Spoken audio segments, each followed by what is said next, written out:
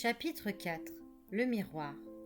Cette nuit-là, dans un autre de ces curieux rêves lucides, je revécus à un événement passé, mon éprouvante rencontre finale avec la sorcière celte que j'avais affrontée dans le comté aux côtés de Bill Arkwright. La sorcière courait devant moi, dans les taches de lumière projetées par la lune, mais je gagnais du terrain. Je préparais ma chaîne d'argent, sûr que je réussirais à l'entraver. À l'instant où j'allais la lancer, ma cible se déporta sur la gauche, de sorte qu'un arbre s'interposa entre elle et moi. Une forme trapue se dressa alors devant elle, Bill Arkwright. Elle le heurta de plein fouet. Il tomba. Elle ne vacilla qu'une seconde, reprit sa course, plus rapide que jamais. Elle était en espace découvert, à présent, et fuyait vers un tumulus. Je m'apprêtais à lancer de nouveau ma chaîne quand un éclair m'aveugla. La silhouette de la sorcière se découpa brièvement contre une ouverture ronde et lumineuse. Puis, d'un coup, ce fut le silence et l'obscurité. Je stoppais net, hors d'haleine. L'air était chaud, immobile. Puis des flammes clignotèrent le long d'une paroi rocheuse. Des chandelles noires venaient de s'allumer. Je distinguai une petite table et 2 chaises de bois. J'étais à l'intérieur du tumulus. J'avais franchi la porte magique à la suite de la sorcière, et elle était là, une expression de colère sur le visage. Je respirai profondément pour retrouver mon calme et ralentir les battements désordonnés de mon cœur. « Quelle sorte d'idiot es-tu donc pour me suivre dans ma maison ?» m'interpella la créature. « Vous vous exprimez toujours en vers ?» répliquai-je, dans l'espoir de distraire son attention. Cela réussit. Elle n'eut pas le temps de répondre, car, tout en parlant, j'avais projeté ma chaîne, qui la ligota de la tête aux pieds, lui fermant la bouche et la jetant à genoux. C'était un lancer parfait. J'avais immobilisé la sorcière. Je n'étais pas sorti d'affaire pour autant. Il n'y avait aucune trace de porte. Comment allais-je sortir du tumulus ? J'étais peut-être emprisonné dans cette caverne pour toujours, incapable de me réveiller. Cette idée me terrorisait. J'inspectais soigneusement l'intérieur de la salle, fis courir mes doigts sur la paroi par laquelle j'étais entré. Je ne sentis pas la moindre rainure. J'étais dans une grotte étroitement close. Arkwright était dehors, j'étais pris au piège. Avais-je entravé la sorcière, ou est-ce elle qui m'avait entravé ? Je m'accroupis près d'elle et plongeai mes yeux dans les siens. Je lus une lueur amusée. La chaîne lui retroussait les lèvres sur les dents, ce qui lui donnait une expression mi-souriante, mi-grimaçante. Il fallait que je l'interroge, qu'elle me dise comment sortir de là. Il fallait que j'écarte de sa bouche la chaîne qui l'empêchait de parler. Mais je ne devais pas le faire, car je me rappelais ce qui était arrivé ensuite. La part consciente de mon cerveau, celle qui savait que je rêvais, luttait désespérément pour prendre le contrôle. Non, je ne devais pas faire ça. Seulement, j'étais prisonnier du rêve, obligé de revivre les mêmes choses, de courir le même risque, obligé d'écarter la chaîne, et je le fis. La sorcière entama aussitôt la récitation d'une formule de magie noire. S'exprimant en ancien langage, elle marmonna 3 phrases rapides, en vers. Puis elle ouvrit largement la bouche, et un nuage de fumée en jaillit. Sautant sur mes pieds, je reculai vivement. Le nuage s'élargissait, dissimulait le visage de la créature. À mesure que la brume s'épaississait, elle prenait une forme effroyable, des ailes couvertes de plumes noires, des serres ouvertes, un bec redoutable. Elle devenait un immense corbeau noir. La bouche de la sorcière était un portail ouvert sur l'obscur, et ce qui en sortait, c'était la Morrigan. L'oiseau était gigantesque. Il se distordait de façon grotesque. Le bec, les pattes, les griffes s'allongeaient démesurément par rapport à la tête et au corps. Quand les ailes se déployèrent à leur tour jusqu'à remplir tout l'espace, elles se mirent à battre violemment, frappant les parois, renversant la table qui se brisa. Les griffes se tendirent vers moi. Je n'eus que le temps de plonger à terre. Elles raclèrent le rocher au-dessus de ma tête, y creusant de profonds sillons. La panique m'envahit. J'allais mourir ici. Puis, peu à peu, je retrouvai mon sang-froid. L'assurance prit la place de l'effroi et la colère. Par un acte délibéré, avec une vitesse qui me surprit moi-même, j'avançai vers la Morrigan, libérai la lame rétractable de mon bâton et la balançai de gauche à droite. Elle trancha profondément la gorge de la créature, traçant une ligne rouge vif dans ses plumes noires. Un cri atroce s'éleva. La Morrigan se convulsa, se contracta, rétrécit rapidement jusqu'à n'être pas plus grosse que mon poing. Puis elle disparut, ne laissant derrière elle que quelques plumes noires tachées de sang, qui flottèrent un instant dans les airs avant de retomber doucement sur le sol. De nouveau, je voyais la sorcière.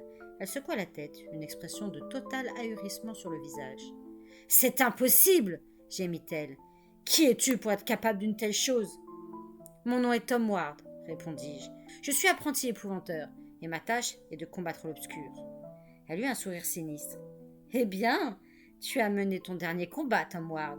Il n'y a aucun moyen de sortir d'ici. La déesse sera bientôt de retour. Elle ne t'accordera pas une seconde chance. Je regardais les plumes ensanglotées qui tapissaient le sol, puis je plongeais mes yeux dans ceux de la sorcière, m'efforçant de ne pas cligner des paupières. Nous verrons bien. La prochaine fois, je détacherai sa tête de son corps. Je bluffais, bien entendu. Mon aplomb était fin. Il me fallait persuader cette créature de m'ouvrir la porte du tumulus. « Ne viens jamais dans mon pays, m'avertit-elle. La Morrigan est bien plus puissante là-bas. Elle se vengera. Elle t'infligera des tourments que tu ne peux même pas imaginer. Quoi qu'il arrive, ne t'approche pas des rives de l'Irlande. » Je me réveillais en sueur, le cœur battant, soulagé de constater que l'aube se levait. Je me rappelais ces jours sombres passés sur l'île de Mona, dans une lutte incessante pour survivre. Là-bas, c'est l'épouvanteur qui avait été la proie d'horribles cauchemars. Par chance, il en était délivré à présent. Mais j'avais, semble-t-il, hérité de cette malédiction. Je n'avais plus que rarement une nuit paisible et sans rêve. Retournant en esprit dans le comté, je me refis de mémoire le récit de ce qui était arrivé ensuite. J'avais conclu un marché avec la sorcière. Si elle m'ouvrait la porte magique, je promettais de la laisser partir libre à la condition qu'elle quitte le pays et retourne en Irlande. Mais une fois à l'extérieur, je ne l'avais pas sitôt libérée de la chaîne d'argent que Bill Arkwright lui jetait son poignard dans le dos, la tuant sur le coup.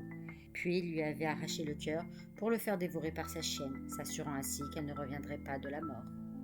Il était donc impossible que cette sorcière soit là, en Irlande, à réclamer vengeance. Je tâchais de m'en persuader, mais je restais profondément mal à l'aise, comme si quelque chose sorti de mon cauchemar m'avait suivi et se tenait tapis dans la chambre.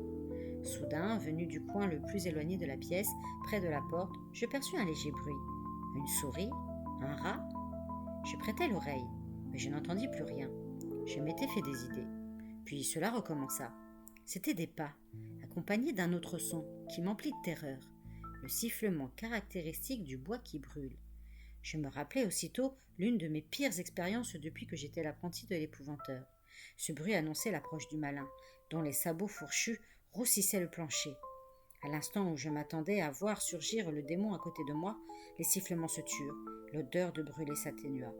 Dans le silence revenu, je laissai passer un long moment avant d'oser sortir du lit. Enfin, rassemblant tout mon courage, je me levai et pris ma chandelle pour examiner le sol. La dernière fois que le malin s'était manifesté ainsi, il avait laissé de profondes marques dans le bois. Ici, elles étaient beaucoup plus légères, mais parfaitement reconnaissables. 4 sabots fourchus avaient marché vers mon lit.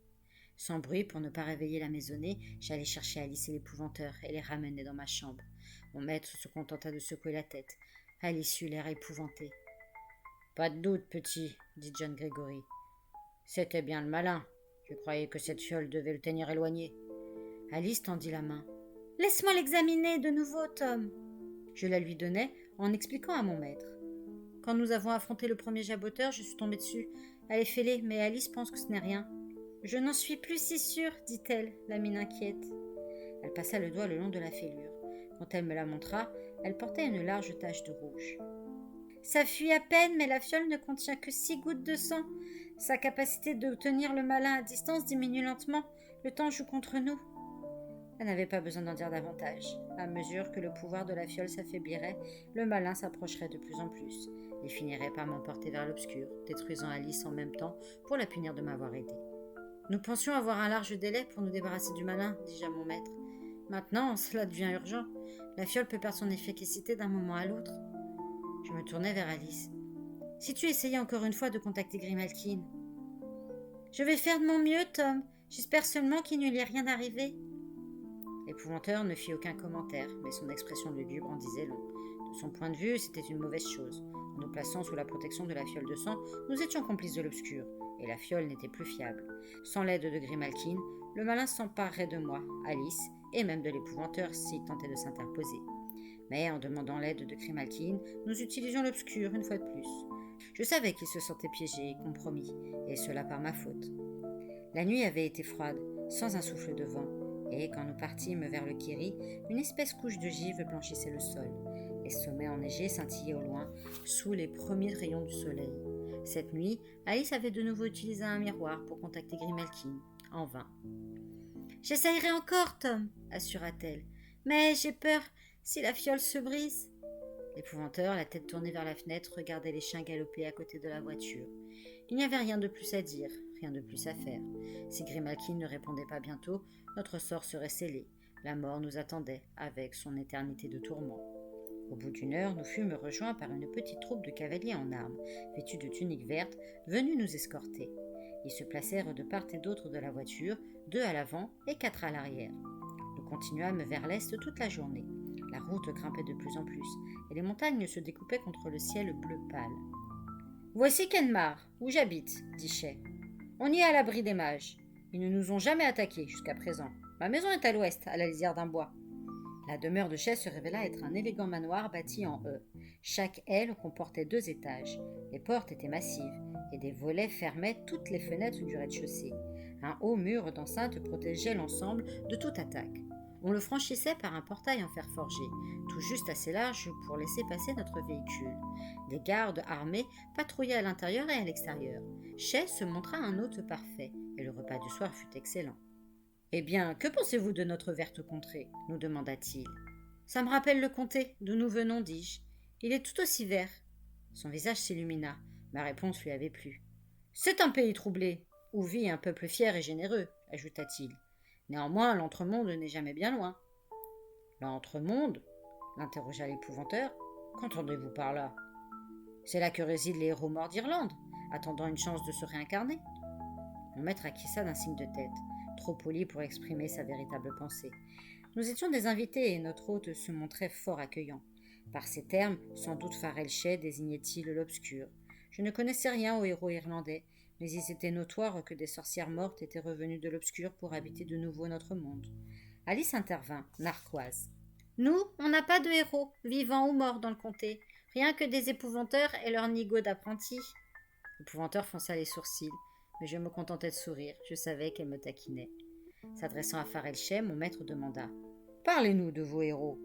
Nous sommes étrangers et nous aimerions mieux connaître vos traditions. » « Si je vous faisais une recension complète, j'en aurais pour plusieurs jours, s'amusa Shay. Je vais donc vous conter l'histoire du plus grand de tous, Cuchulain, également appelé le chien de Culane. Dans sa jeunesse, il se battit un jour à main nue contre un énorme molosse. C'est ce qui lui a valu ce surnom. Il le tua en lui fracassant le crâne contre un montant de porte. Il était d'une force peu commune, aussi adroit à la lance qu'à l'épée. Mais il était surtout connu pour la furie avec laquelle il se lançait dans la bataille.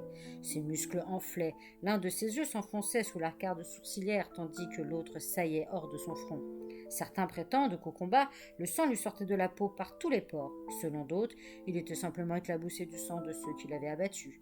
Il défendit sa terre natale à maintes occasions, remportant de grandes victoires dans de multiples circonstances. Mais il mourut jeune. Quelle fut sa fin, s'enquit l'épouvanteur.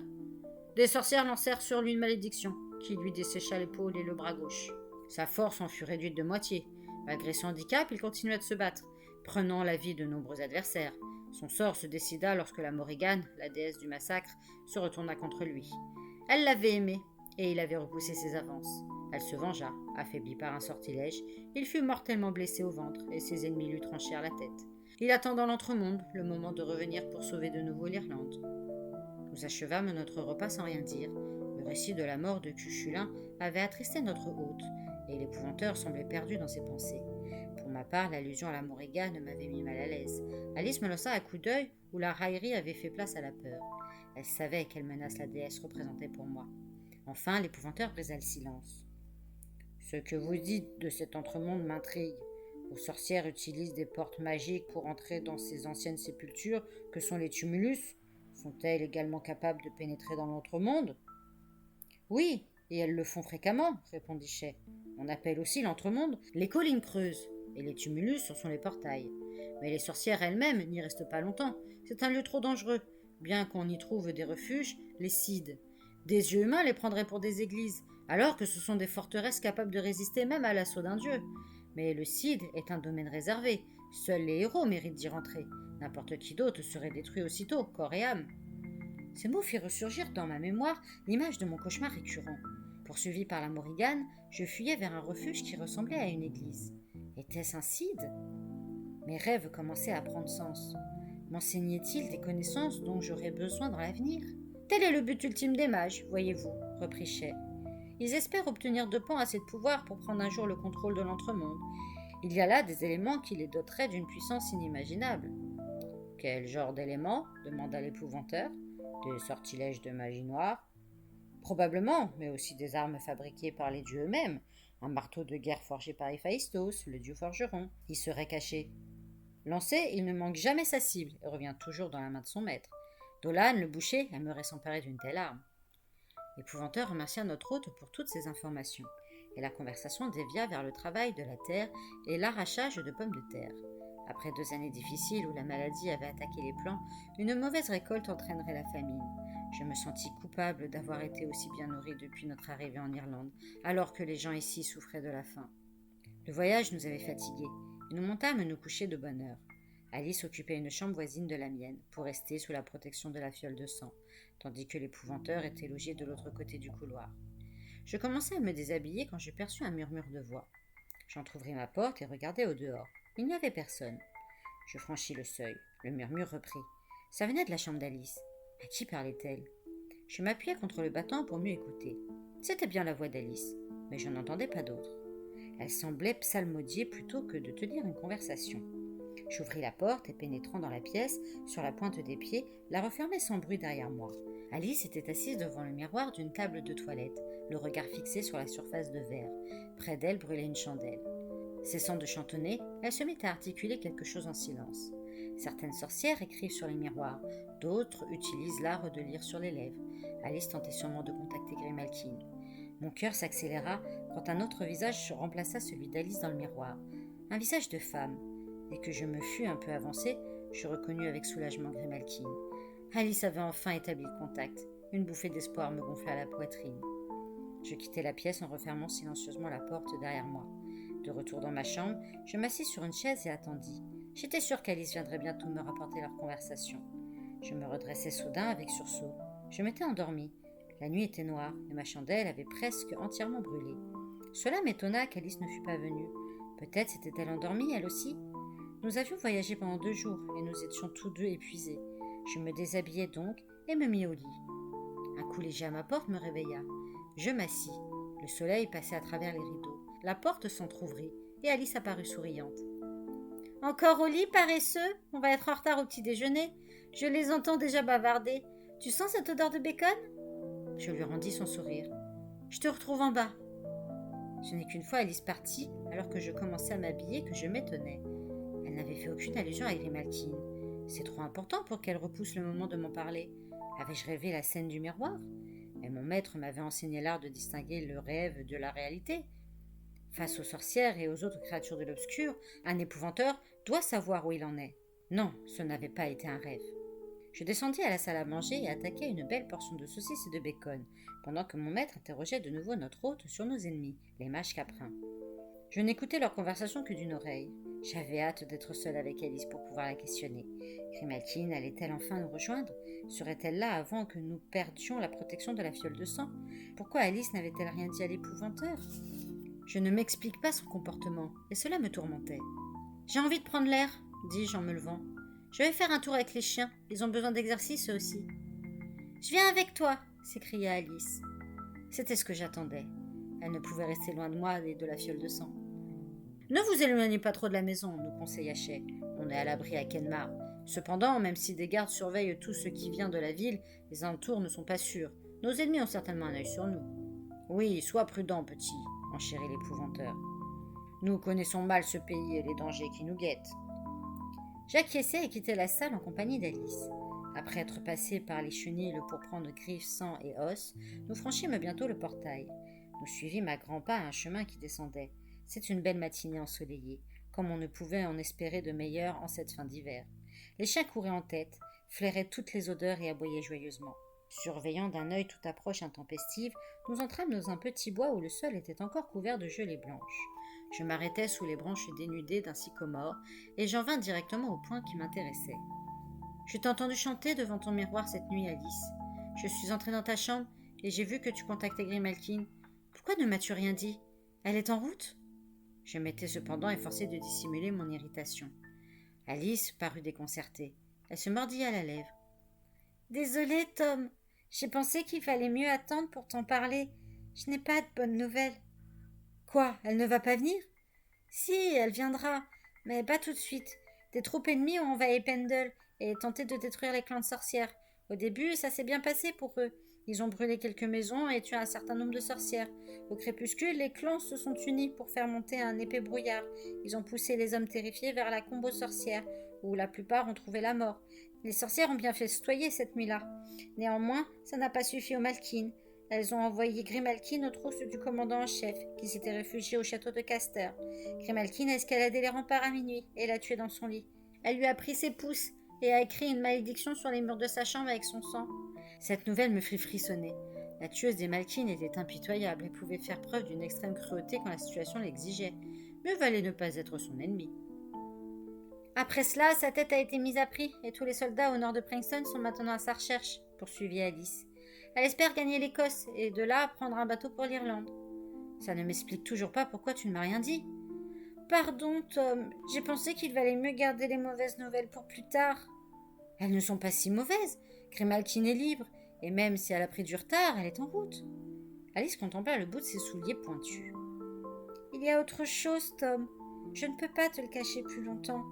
Grimalkin est inquiète pour toi. Elle veut détruire le malin, mais elle a besoin de ton aide. Elle croit aux paroles de ta mère, que tu trouveras le moyen d'en finir avec lui. Or, une scruteuse l'a avertie. Tu es en danger. Tu risques la mort de la main d'une sorcière morte. Quoi ? Tu veux dire... Oui, la sorcière celle dont tu parlais. Celle que le vieux Arquite a tuée. Grimalkin dit qu'elle est revenue et qu'elle te cherche. Les images de mon cauchemar surgissent aussitôt dans ma mémoire. Était-ce un avertissement ? Était-ce pour ça que je refaisais ce rêve nuit après nuit ? Je secouai la tête. C'est impossible, Alice. Elle ne peut pas revenir. Bill Arquite a donné son cœur à manger à sa chienne. Tu en es sûre ? Grimalkin est persuadé d'avoir raison. J'étais là, je l'ai vu lancer le cœur à Griffe qui allaitait ses petits.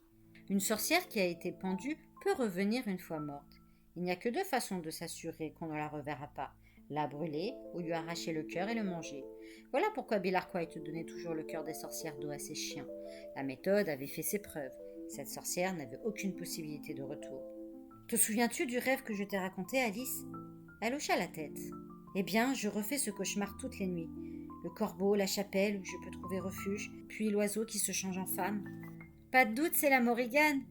Mais pourquoi la Morrigan prendrait-elle les traits de la sorcière morte ? Parce qu'elle veut se venger. Utiliser le visage de sa servante serait une façon de t'avertir. Je n'aime pas te dire ça, Tom, mais ce n'est peut-être pas un simple cauchemar. J'approuvai de la tête. Si effrayant que ce fût, ça paraissait probable. C'était une mise en garde de la Morrigan, l'une des plus sanguinaires déesses parmi les anciens dieux. J'étais assaillie de pressentiments. Non seulement la cérémonie rituelle des mages caprins approchait, mais la menace que représentait la Morrigan était plus tangible que jamais. Du moins étais-je soulagée de savoir que Grimalkin allait nous rejoindre, même si son arrivée annonçait un autre défi, la tentative d'entraver le malin. Nous aurions bientôt 3 puissantes manifestations de l'obscur à affronter en même temps. Je sortis de ma poche la fiole de sang, l'élevai dans la lumière pour l'examiner. La fêlure n'était-elle pas plus longue ? Je l'attendis à Alice. « Qu'en penses-tu » demandai-je avec inquiétude. Alice étudia longuement le flacon, le tournant et le retournant entre ses mains. Enfin, elle me le rendit. « La fissure s'est un peu allongée, » admit-elle. « Mais elle ne fuit plus. Ne t'inquiète pas, Tom. Dès que Grimalkin sera là, nous entraverons le malin, et nous n'aurons plus besoin de cette fiole. » Nous retournâmes à la maison à pas lents, les chiens sur nos talons. Les nuages qui montaient de l'ouest cachaient le soleil. Le beau temps était passé. L'air sentait la pluie.